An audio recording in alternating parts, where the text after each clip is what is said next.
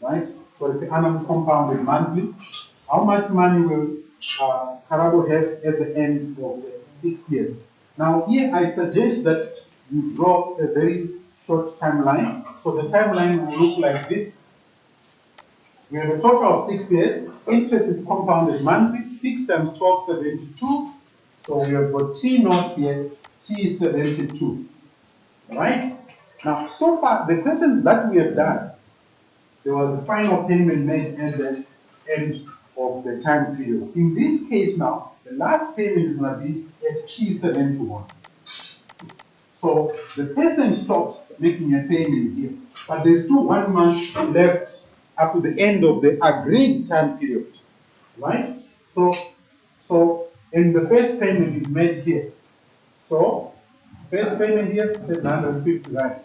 Then at T1, right, up to T71, no payment is made at T72. So the question is saying, how much money would Karabo have at the end of 6 years? So we need to calculate how much money is in the account after the last payment here, which will be the 71st payment, right? We need to calculate how much money, which is F. So write our formula. F is equal to X times 1 plus I raised to the power of n minus 1 all over I. Once we know this F here, then that F, the total amount, is going to accumulate interest for 1 month based on the compound interest formula. Right? So I can write a long formula, but I don't want to do that for this step. Right? So let's do a calculation of that F. So X is 750. We have 1 plus I, 11.2%, 0.112 over 12. Raised to the power of now. Our n here, what is going to be our n? It will be 72. We are starting from T0 to T71. Right? The total number of payments made, 72.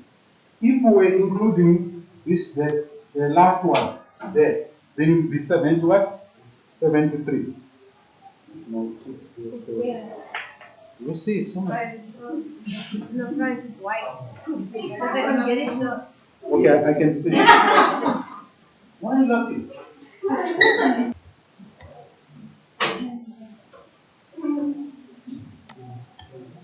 Okay.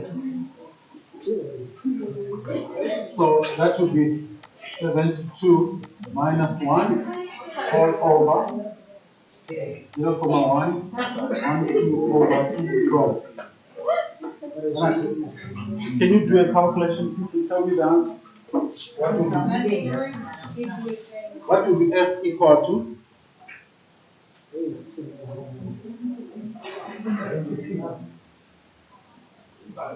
Can someone do a calculation?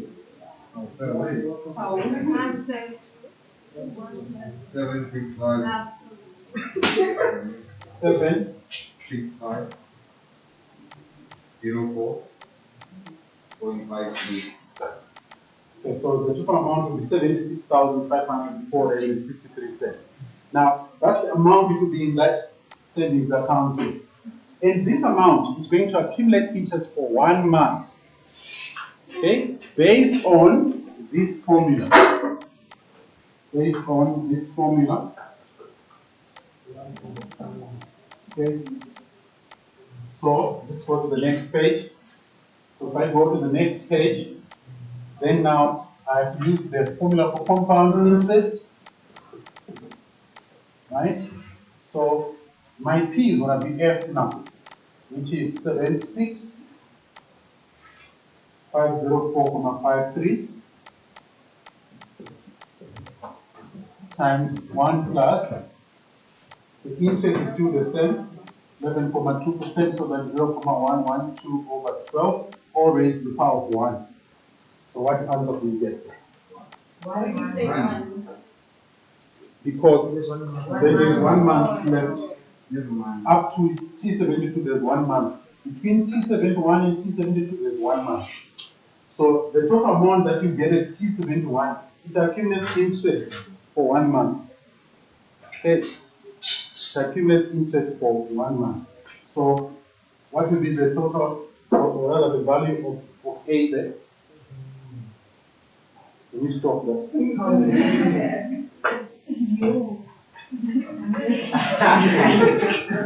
This should be. Can you come again? 7,000.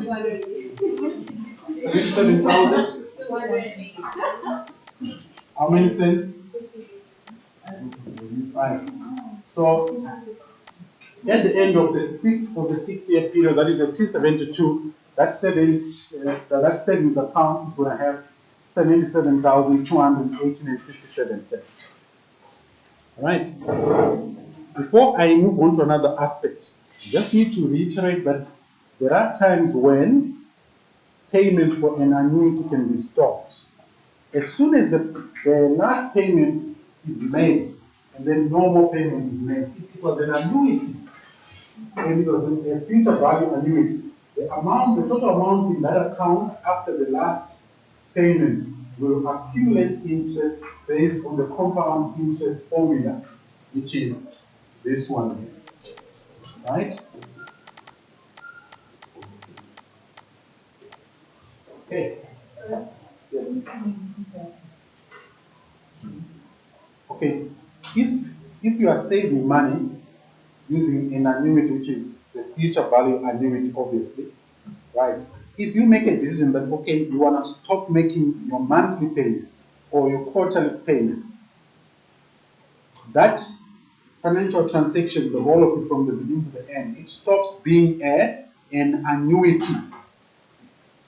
It stops. Because why is it called an annuity? Because there are equal payments made at regular intervals. So if you stop making the equal payments at regular intervals, it will no longer be an annuity.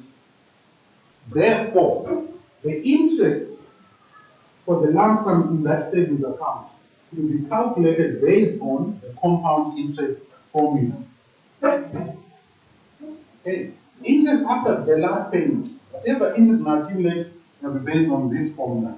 Or rather, whatever total amount in that savings account will be calculated using this formula, not the future value annuity formula. Okay, so when you're answering questions on your own, you must check for that, whether the annuity is still continuing or not. If it stops, the compound interest formula kicks in, that formula. Right? The question won't tell you that. You are expected to know that. That's why you're the teacher who is telling you that. Okay, all right. Let me move on to another aspect. Now, the next aspect are what are called deferred payments. Deferred payments. Okay, those of you who know they are easing this a little bit. What does the word deferred mean? Huh? No. What does the word deferred mean? Right. The word deferred means delayed. Delayed. So we can call them delayed annuities. Okay?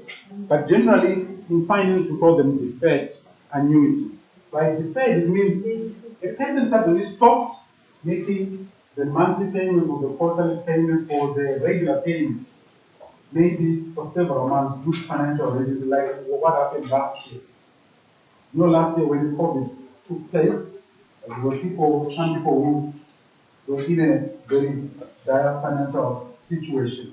So banks now, they say, we are going to give you relief. You are owing us a loan for a house, but you have got a financial problem now. You have told us you can't pay because of COVID.